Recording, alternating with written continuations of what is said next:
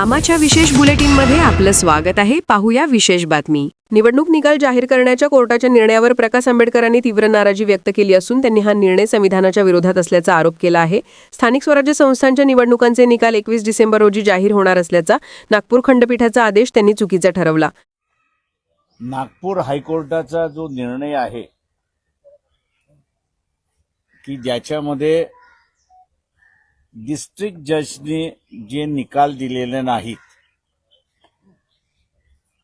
त्यांच्या संदर्भातला जो निर्णय घेतलेला आहे की ते पोस्टपोन मतदान तिथलं जे पोस्टपोन करण्यात आलेलं आहे आणि त्यालाच धरून हायकोर्टामध्ये असताना जी पिटिशन दाखल करण्यात आली 2 दिवसापूर्वी काउंटिंगच्या संदर्भातला असताना जी पिटिशन दाखल करण्यात आली आणि त्याच्यामध्ये कोर्टाने असणारा जो निर्णय दिला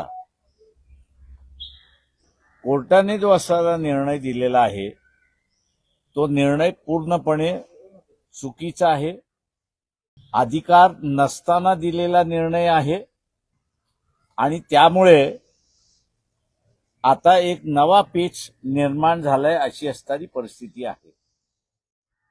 संविधानातलं कलम आर्टिकल 243 ओ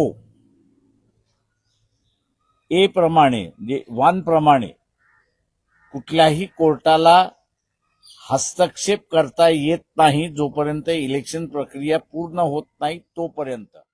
त्यांच्या मते निवडणूक प्रक्रिया सुरू झाल्यानंतर कोणत्याही न्यायालयाला त्यात हस्तक्षेप करण्याचा अधिकार नसतो आणि सुप्रीम कोर्टानेही याच कारणास्तव हस्तक्षेप नाकारला होता.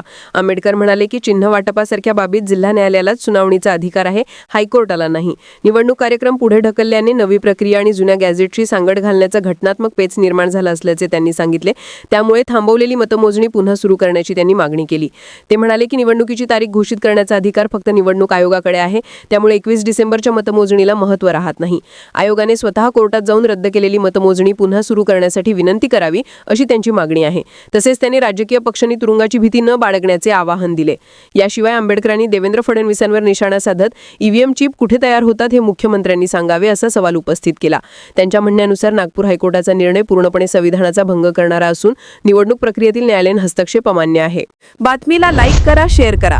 अशाच ताज्या बातम्या व नवीन अपडेट्ससाठी आमा चॅनलला सबस्क्राईब करायला विसरू नका.